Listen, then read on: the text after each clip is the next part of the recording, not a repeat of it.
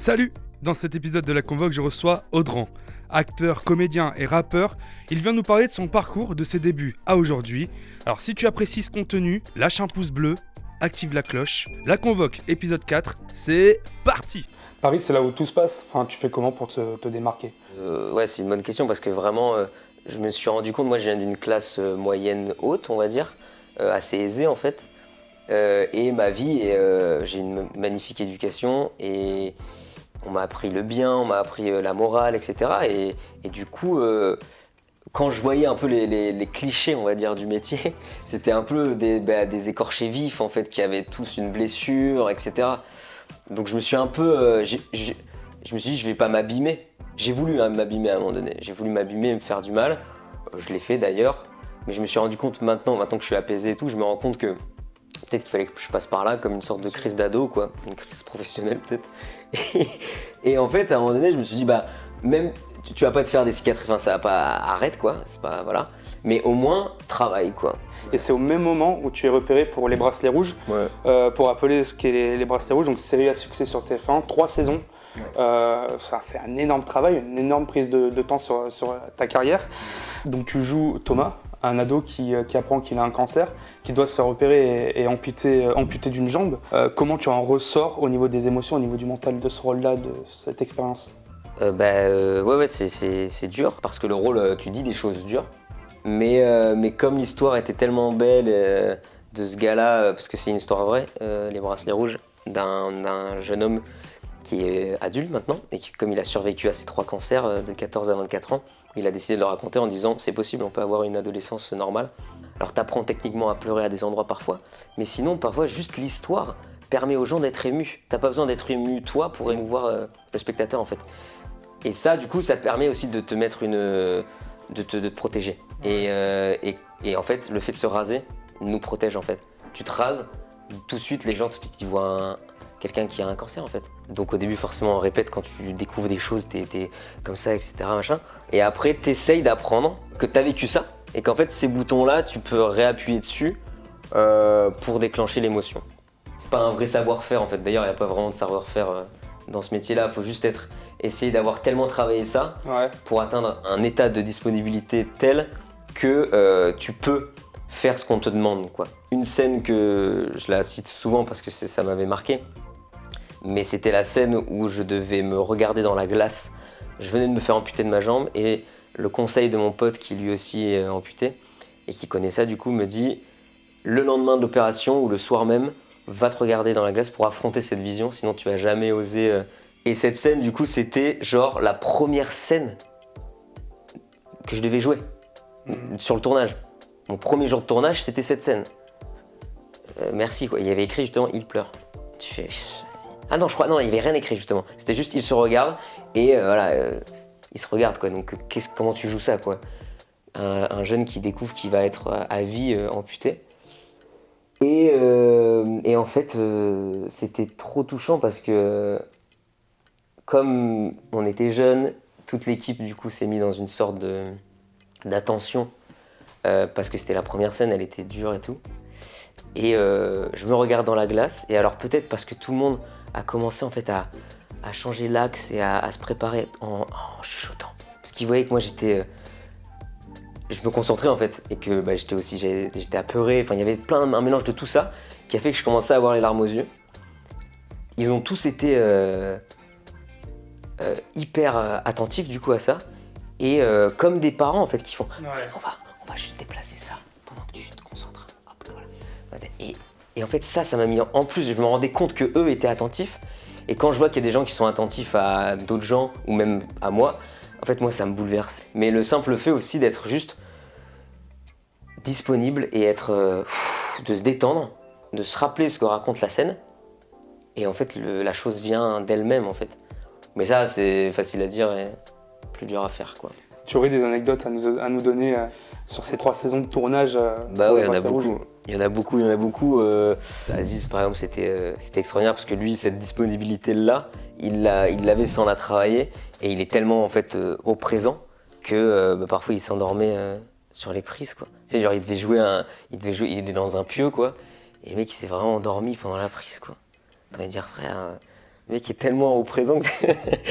Aujourd'hui, c'est Audran, simplement. Tu as déjà sorti plusieurs projets. Ouais.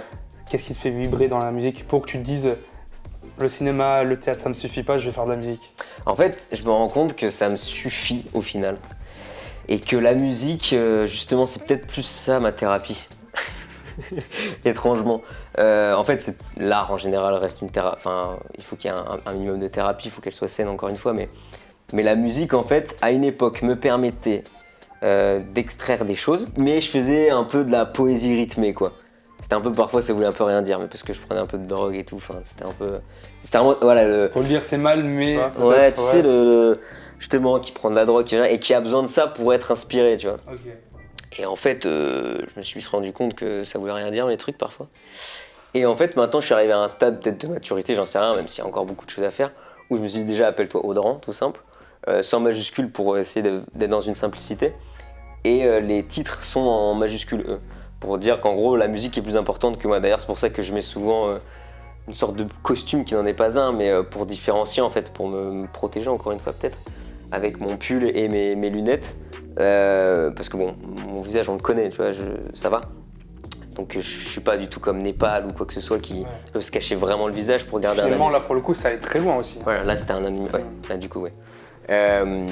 Et genre, maintenant, ouais, voilà, personne simple, Audran, etc. Et donc j'ai réappris aussi à réécrire, à comprendre aussi que. Donc avant, comme je t'ai dit, je faisais beaucoup de la poésie rythmée.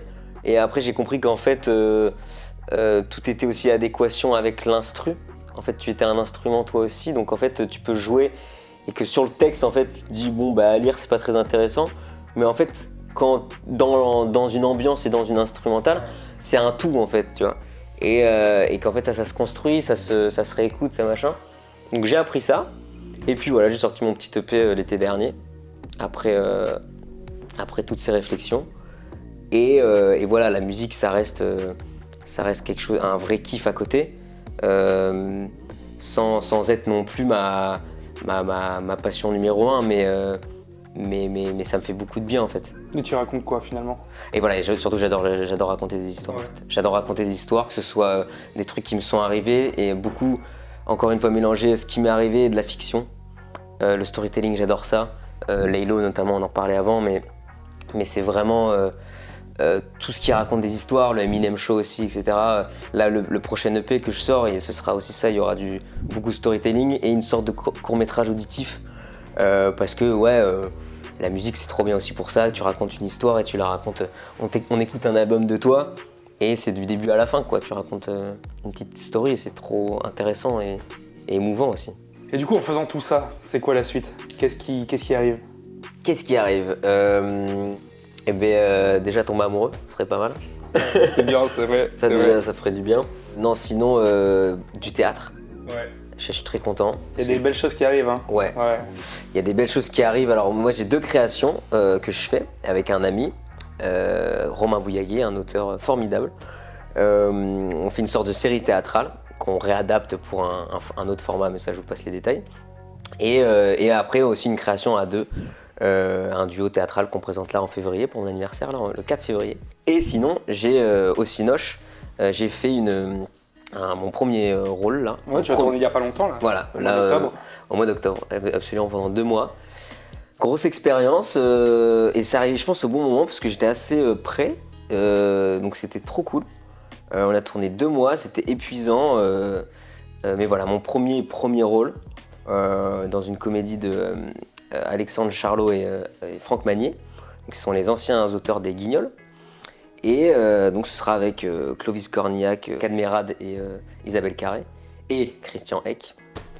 On l'embrasse, formidable acteur, comédie française et tout, exceptionnel. Et donc c'était une expérience folle et ça sortira normalement dans 1 an. Un mot de ce tournage? Un mot, c'était la folie, vraiment la vraie folie quoi. En fait parce que c'était très sain encore une fois, mais moi ça m'a appris beaucoup de choses parce que justement l'artiste torturé que je recherchais à une époque, je me suis rendu compte qu'on pouvait faire ce métier-là en étant sain déjà, on pouvait être torturé en étant sain aussi, mais en le sachant, en faisant sa thérapie à côté avec un psy, puisque c'est leur métier, Mais aussi en ayant toujours une côté de thérapie dans son métier, en l'expulsant sur scène ou dans la musique. Et là, c'était une comédie. Et donc, c'est des auteurs des Guignols. Donc, on est sur des trucs très précis, en fait. C'est un peu l'humour Chabat, tu vois. Ouais. Du coup, d'une rigueur, en fait, folle. Et c'est pour ça, d'ailleurs, que sur le film, il y avait beaucoup d'acteurs de théâtre, notamment Christian Rec. Parce qu'en fait, il fallait que ce soit c'était souvent des plans séquences où tu devais être bon du début à la fin et faire tomber la vanne au bon moment. Donc, en fait, j'angoisse un peu, même si c'est pas de l'angoisse, parce que là-dessus, ça va maintenant, mais c'est juste de me dire, bah, en fait, tout repose. Leur montage, eux, je croyais que ça allait être une grosse comédie où ils vont pouvoir monter, etc. Et en fait, il y a beaucoup de scènes où c'est que nous. Donc en fait, ça repose sur notre jeu, quoi. Donc c'est un peu angoissant, ça, un peu stressant. Mais écoute, c'était... j'ai fait du cheval, je tournais avec une panthère noire, enfin, c'était n'importe quoi. En plus, j'ai rencontré des gens vraiment formidables, généreux et talentueux. Et c'est des vrais amis, quoi, maintenant. Donc je suis très très heureux de cette expérience et on verra ce qui se passe, quoi. L'avenir nous dira. Ouais. Voilà. Tu vas nous montrer tes talents de musicien, de rappeur. Je dis musicien parce que tu joues du saxophone. Ouais, et dans ce son, dans Flash, c'est ce que tu vas nous montrer, nous interpréter aujourd'hui. C'est justement, il y a un moment où tu joues du saxophone. Et le saxo, c'est vrai que je me suis dit, mais pourquoi j'en ai jamais foutu dans mes sons et tout. Et bon, je vais pas le faire en live, hein, malheureusement, il sera déjà enregistré. Mais ouais, c'est toute la partie sax, c'est moi. Et en fait, c'est trop kiffant, quoi. C'est trop kiffant de mélanger un peu tout, quoi. Essayez. Ouais. Bah, c'est parti, hein, c'est dans la convoque et ça part en studio du coup. C'est parti.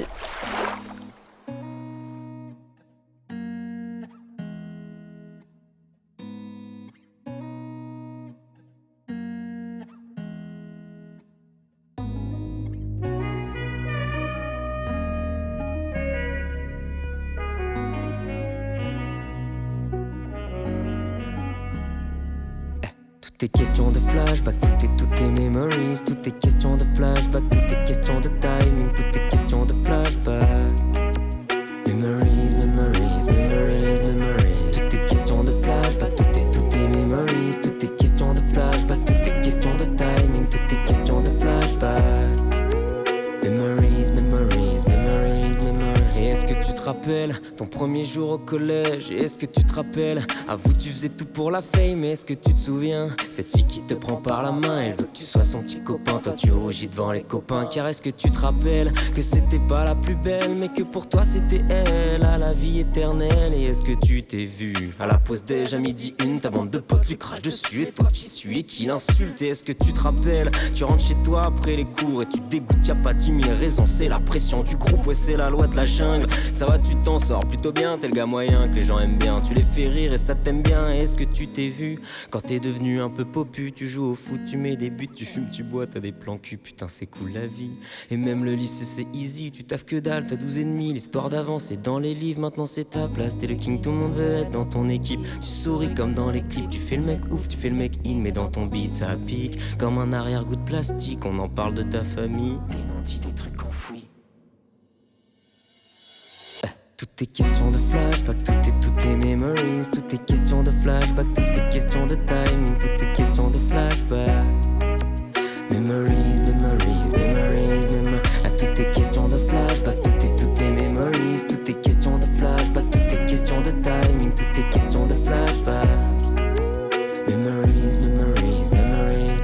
Et est-ce que tu te remémores les cris déchirant les cordes vocales, le cœur et le corps de ta maman qui pleure encore, des défunts, des défaites, bah ouais, t'as pas lâché une larme, mais 2 ans après le drame, tous les soirs, dans le noir, tu voulais partir, nous dire au revoir.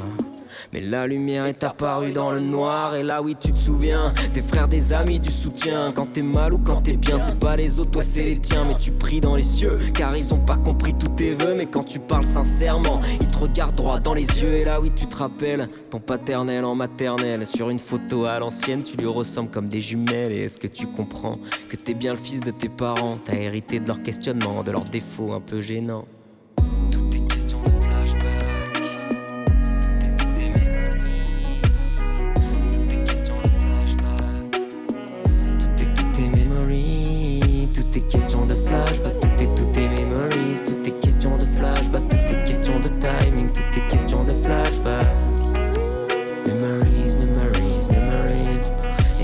tu l'appelleras demain pour lui rappeler que c'était elle à tout jamais. Tu la supplies de te pardonner. Qu'est-ce que tu deviendras dans quelques années quand t'oublieras le prénom de ton premier-né?